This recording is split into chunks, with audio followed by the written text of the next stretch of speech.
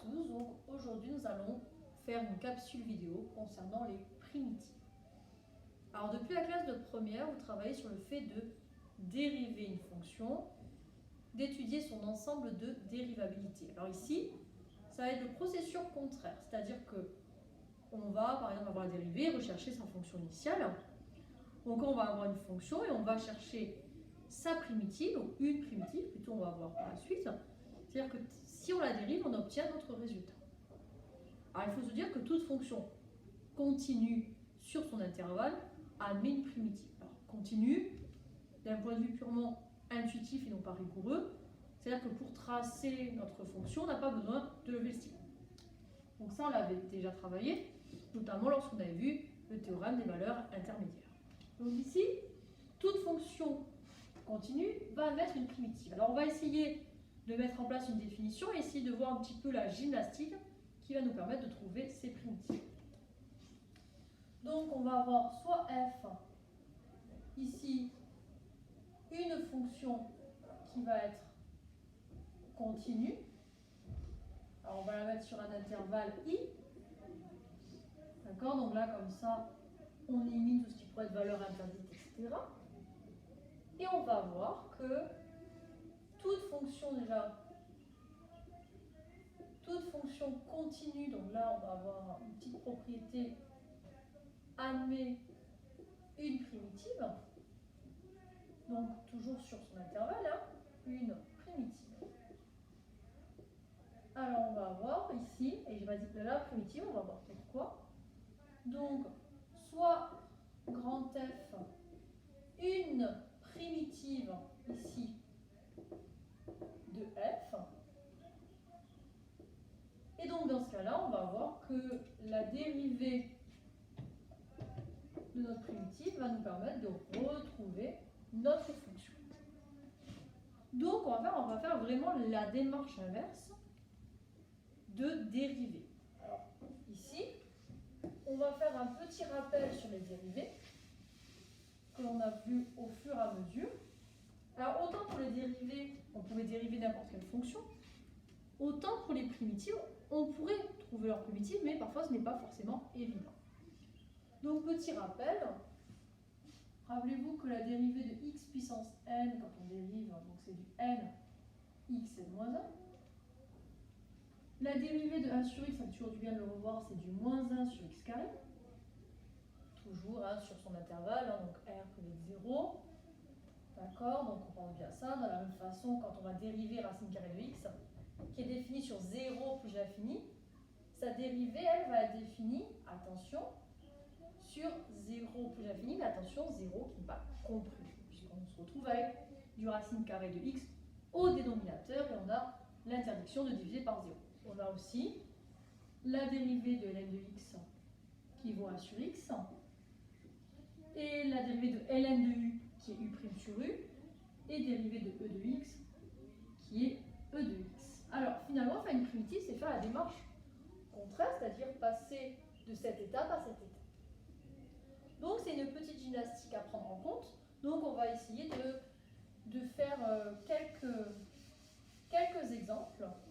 Et au fur et à mesure, je vais rappeler les dérivées dont on va avoir besoin pour comprendre la gymnastique. Alors par exemple, si je vous propose ici la fonction f de x qui vaut 3x au carré plus 2x plus 7.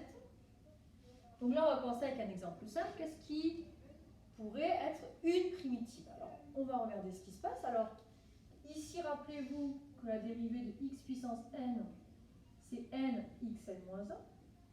Et la dérivée de x carré qui est 2x. Donc là, ici, on a le n x n moins 1. Donc ici, une primitive, si vous regardez bien, ça pourrait être x au cube, en effet, lorsque tu vas dériver, ton x au cube, ça donne 3x carré. Plus x carré. Qu'est-ce qui est la dérivée de x? C'est 1, donc on peut avoir du plus 7x. Et pourquoi je ne vous ai pas dit la primitive, mais je vous ai dit une primitive? Eh bien parce qu'on va pouvoir avoir k qui va être une constante. Pourquoi? Rappelez-vous que lorsque on dérive k, ça donne 0. D'ailleurs, si je dérive, je retrouve mon résultat initial. Donc là, c'était un cas simple où il nous suffisait de bien connaître les dérivés pour retrouver le processus.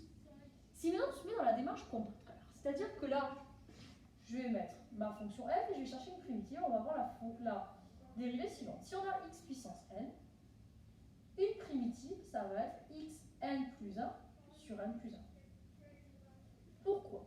Lorsque je vais dériver x à la puissance n plus 1, je vais avoir mon n plus 1 qui va se mettre au numérateur et je vais pouvoir simplifier avec mon n plus 1 du dénominateur et puis n plus 1 moins 1, ça va faire du x puissance n.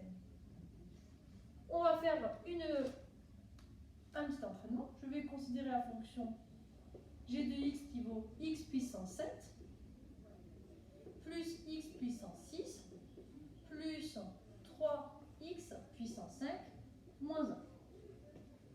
Je vais donc rechercher une primitive. Je vais avoir g de x qui va valoir, donc avec cette formule-là, x puissance 8 sur 8, plus x puissance 7 sur 7. Attention à la constante, dérivée primitive, elle va rester devant, donc je vais avoir du 3. Et là, je vais avoir donc le degré au-dessus de 5, du x puissance 6 sur 6. Et là, on n'oublie pas le moins x. Et je n'oublie pas le plus k, où k appartient à r. Alors bien sûr, ici, je pourrais simplifier en disant 1 demi x puissance 6, c'est-à-dire x6 sur 2. Donc ça, ce sont des exemples assez simples en retenant la formule qui est là. Alors on pourrait aller un peu plus loin avec des éléments un peu plus compliqués. On va y aller progressivement avec des exemples de plus en plus compliqués. Alors je rappelle ici que la dérivée de 1 sur x, c'est moins 1 sur x carré. Et la dérivée de racine carrée de x, c'est 1 sur 2 racines carrées de x. Je vais vous donner un exemple simple et puis un exemple un peu plus compliqué. Alors ici, f de x, si j'ai par exemple moins 1 x carré plus 1 sur 2 racines carrées de x, on n'oublie pas de le définir sur 0 plus l'infini où on n'inclut pas le 0. Quelle serait une primitive? Alors ici, une primitive, ça pourrait être... Donc là, on n'a qu'à suivre nos formules et prendre la formule inverse. Ça serait donc du 1 sur x plus racine carrée de x, et on n'oublie pas le plus k appartenant à r.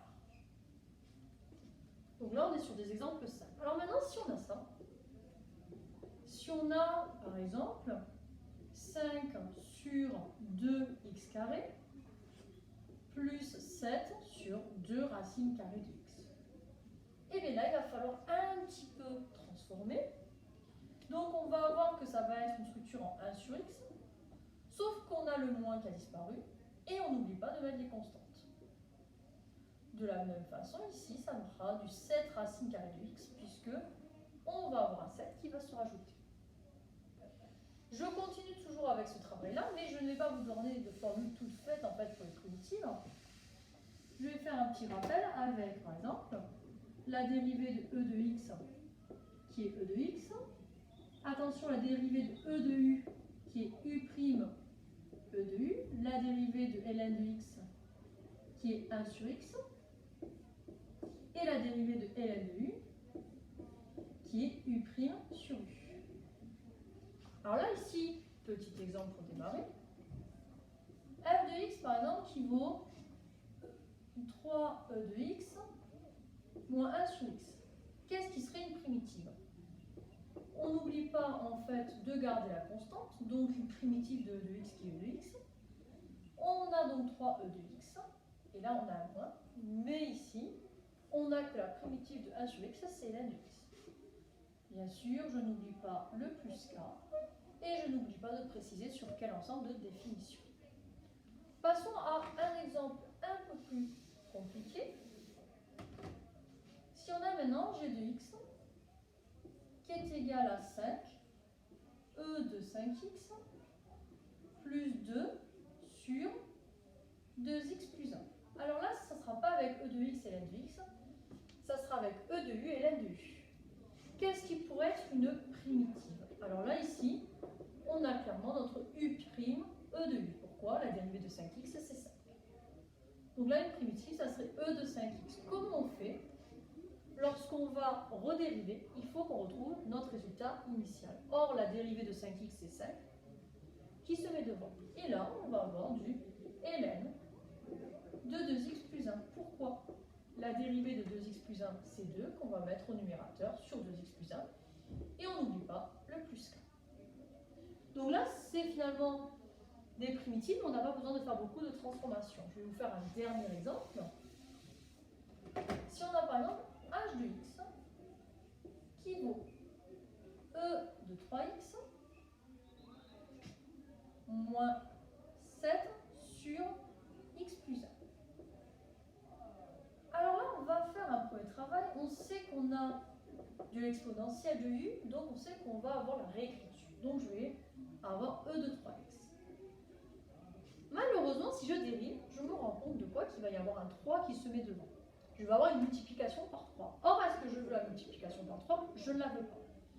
Qu'est-ce qui inverse la multiplication? C'est la division. Donc, je vais être amené à devoir diviser par 3. Là, on a un quotient qui se met en place. Donc, on sait qu'on va avoir du ln de u. Donc, on a moins. Ici, ln de x plus 1. Le problème, c'est que si je dérive, je vais avoir du x plus 1, mais sur 1. Qu'est-ce qu'il faut que je rajoute? On a multiplié par 7. Donc, de la même façon, on va devoir multiplier par 7. Et on n'oublie pas le plus 1. Donc là, pour maîtriser ces primitives, il faut déjà au préalable bien connaître les dérivés et ne pas oublier de vérifier. Pensez à bien dériver vos primitives pour revenir au résultat. Tant que vous ne connaîtrez pas parfaitement les dérivés, vous n'arriverez pas à faire les primitives. Donc, ce chapitre demande beaucoup d'entraînement. C'est une véritable gymnastique. Bonne journée à tous.